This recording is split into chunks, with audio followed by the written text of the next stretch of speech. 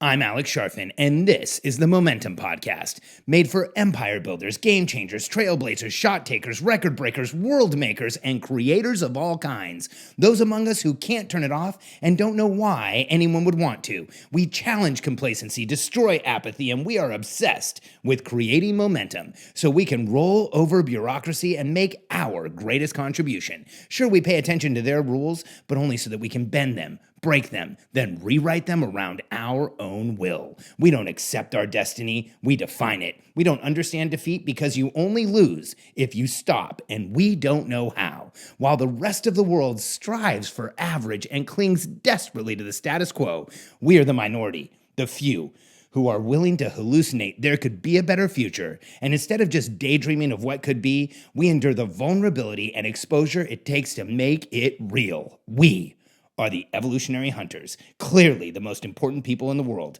because entrepreneurs are the only source of consistent, positive human evolution, and we always will be.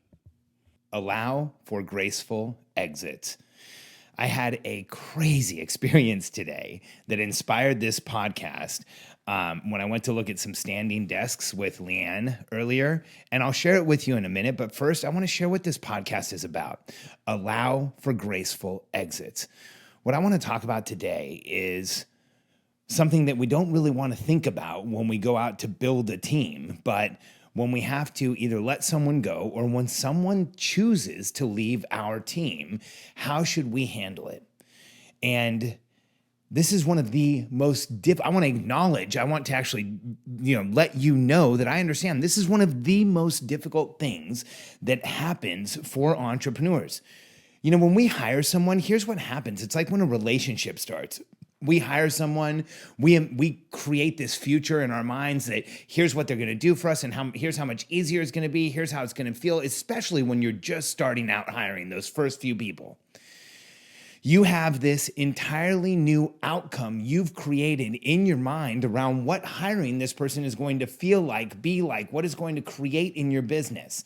Then you bring them on, and if there's a challenge, and let's just assume that you gave them clear outcomes. You coached success along the way. They had a scoreboard to let them know whether they were being successful. And still, maybe you had the wrong person, or there's an issue that has someone needing to leave. And here's what happens. That future we've imagined, that outcome we really wanted now is wiped off the face of the earth. We're either letting them go or they're leaving. And that is a huge challenge for entrepreneurs like us. We do not like to have our futures messed with. And so here's what happens oftentimes in entrepreneurial business when somebody leaves, whether they leave on their own accord or they get fired, oftentimes they're not treated gracefully. Like, I want you to know that this took me a while to learn, and I know this intimately, and I understand this problem intimately, because when I was in my 20s and I employed people, I didn't understand how to allow for graceful exits. If somebody came to me and told me they were quitting, I would get angry. I would get frustrated with them. It was causing me problems. So my face would look frustrated. I would be frustrated. Oftentimes people would say, hey, I'm leaving. I'll give you as much time as you need. And I'd get mad and say, leave right now. And, it was a horrible situation. I mean, and when I would terminate people for non-performance when I was younger, I would talk about them behind their backs after they left. I would say things. I would actually say to other team members, don't do that like so-and-so who I fired. As I'm telling you this right now, I want you to know my entire body is uncomfortable. I'm having a reaction to the entrepreneur I used to be. Because today I understand how incredibly damaging it is how I behaved. Because here's what we need to understand as entrepreneurs. Because, we often look at the world from our point of view. Let's look at the world from that other person's point of view.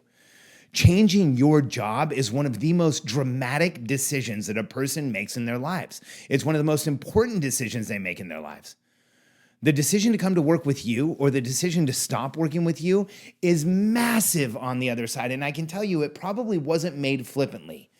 There was probably a lot of thought and a lot of effort that went into it. And when someone makes the decision that they're going to leave, so in the case that someone's leaving, You have to allow for graceful exits, because here's what so many entrepreneurs do is they get angry the person's leaving. They're frustrated with them. Somebody says, hey, I'll give you 2 weeks. They say, leave today and I'm not going to pay you. Believe me, I've done it all. And here's what happens. Everyone else on the team sees your behavior and they think, well, geez, I thought this was a pretty good place to work, but look at how that person's being treated. And I wonder what would happen to me if I got an opportunity. And then if they ever do get an opportunity, you're not getting 2 weeks. They'll just let you know one day that they're leaving. And then I hear these stories of entrepreneurs who tell me that they have people who've worked with them for years and they just walk off the job one day and go work somewhere else. And it takes me about 5 or 10 minutes to ask a few questions about their behaviors, and I can identify they are the reason that person left the job, walked off, and didn't give them 2 weeks, because throughout the company's history, when someone was exiting, the entrepreneur behaved like I did. And I want you to think about, have you behaved like that? When someone's come to give you 2 weeks, have you congratulated them on their new opportunity, or you've gotten frustrated with them? And I'll tell you, when I have that meeting with somebody, first, if it's someone that I want to keep, then I always have a discussion to see if that's even an option. Sometimes it is, sometimes it's not. If it's not an option, then I have a discussion about their new opportunity, and I see if I can find out why they took it and where we were missing without really having to do an exit interview. And then I congratulate them on the opportunity, and I let them know that, I'm happy for them. I'll share with you what happened today. I walked into X-Desk, which is up north from where I live here in Austin, an incredible standing desk manufacturer. I've been using a standing desk since I was in my teens. I used to use warehouse racks and filing cabinets and doors and stuff to make desks that I could stand up at, because I hated sitting so much in school. And so I went up to X-Desk and walked in and shook the general manager's hand, or the director's hand, and his name's Chad Miner. He used to work with me. He actually turned around and he said, oh yeah, I used to work for you. And I shook his hand and I'm like, holy cow. And it clicked. He was hired as a project manager, I remember, and he was incredible. He worked for Mark Swearingen, who was my COO, and he was with us, I think, 3 or 4 months, but he was really good, and he was delivering like crazy. And then he started to have some challenges with, I think he was out a couple of days, I can't really remember, and then there was a medical issue or something else that he had to leave the job, and it clicked today. I remember pulling him into my office and having a conversation with him. And I think I gave him a couple of books that I thought might be able to help him, and, thanked him for working with me. He had been there for about 4 months. He gave us 2 weeks. He finished it out. He did everything he could to help us. And he actually brought that up today, that, that I had given him the books and I spent some time with him, and that, it really meant something to him. And it's interesting that, you can be in a situation where, I never thought I would see somebody that I knew today going up north to go buy a desk.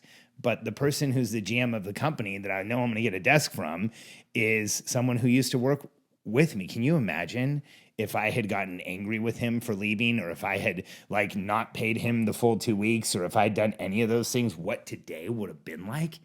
How uncomfortable would it have been today?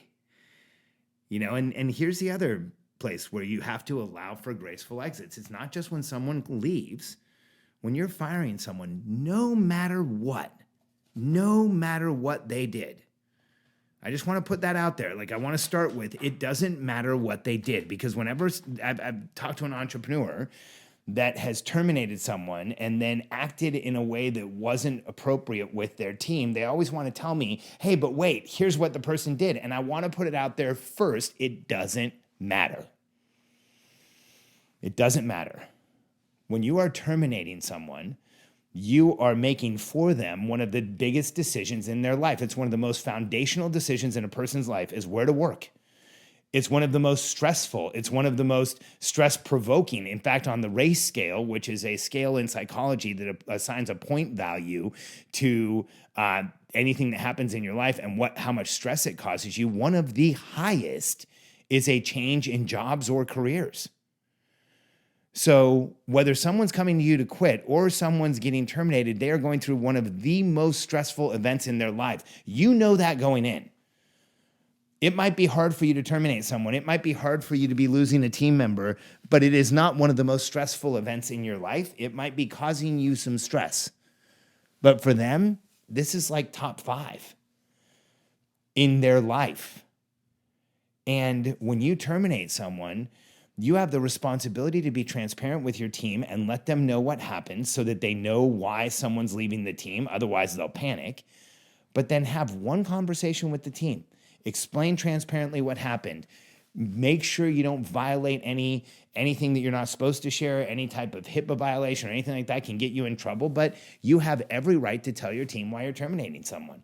This person had a hard time showing up at work on time. We gave them their warnings. We told them what happened, or we had a salesperson that wasn't hitting their numbers. We had multiple conversations with them, and we just realized it wasn't the right position for them. Whatever that conversation is.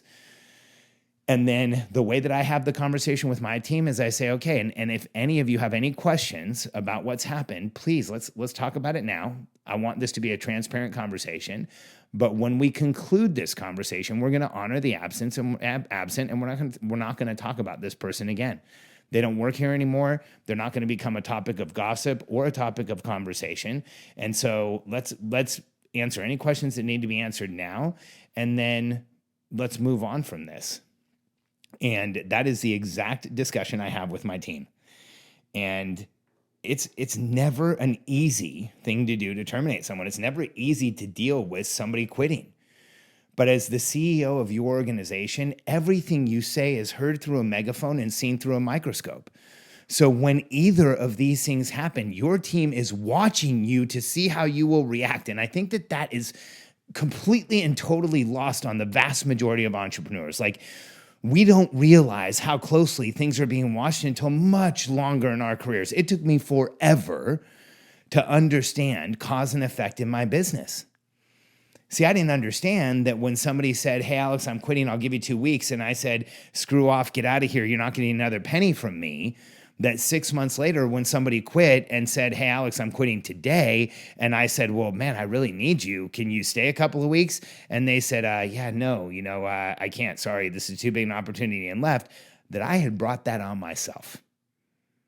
Because that second person was just acting accordingly for the culture I was building. And since I've learned how to allow people to have graceful exits, since I've learned how to allow people to have grace in the most stressful transition of their lives, or one of the most stressful transitions of their lives, now when people leave our company or when they're terminated, it's never a big deal. It's never something that's huge. We recover quickly. We have a cadence where we can bring somebody else in to work in that person's position. And, I have no issue with being completely and totally graceful and happy for someone who's leaving. And these days, I don't get emotional when somebody needs to leave the team and we terminate someone. I mean, I'm upset for the person, and it's a hard decision for me. And it's difficult for me as a CEO to admit that somewhere in my organization, I had a process failure and a person was brought into my company and is now leaving, because I know just how damaging that is for the business. But I'm no longer at the point where I'm angry or yelling or screaming at people, because here's what I can tell you about managing and leading and having employed, well, hundreds, if not thousands of people. If you look at contractors, it's certainly in the thousands, is that everyone is working through something. And every one of us has something that is challenging us far more than what we're sharing with the people around us. And when you build a team, you get the people on that team to contribute and to help and to move your goals forward. And if someone has to leave your team for any reason, these days, I don't get emotional about it anymore. I don't get angry about it anymore, because when I back up, I can see the much bigger picture that we're all working towards our greatest contribution. And that when we have the opportunity to work with team members where what they want to do in the world and what we want to have as outcomes match up, and we can contribute and grow and create outcomes together, that is one of the most incredibly human things we can do together. And when there's a challenge to that process, when there's a challenge to that dynamic, I look at it and I ask myself, what's my responsibility in that challenge? What's my responsibility in that miss? And how do I take care of it in the future? And I'm careful that I no longer blame the person in the situation, because as the entrepreneur in charge, it's much easier for me to just say, if there's a problem, it's a part of the process, and that's my responsibility. I'll figure it out. So when someone decides to leave your team, take a deep breath, be as gracious as you possibly can.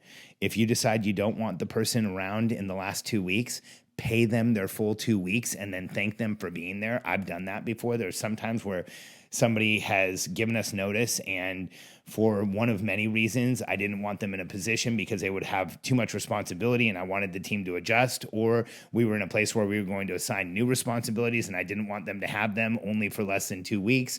And we paid them for the full 2 weeks. When somebody leaves the company, congratulate them and let them know that you appreciate their service and their help and what they did for you while they were there. Do everything you can to make that exit graceful, because everyone's watching you. And the more graceful you make exits, here's the irony, the less people will ever leave. If you're ready to start building your team and do so faster, then you should go check out the new Facebook group we have called the Billionaire Code. Just type in Billionaire Code, and if you have a business over $300,000 that's doing over $300,000 a year, you're eligible.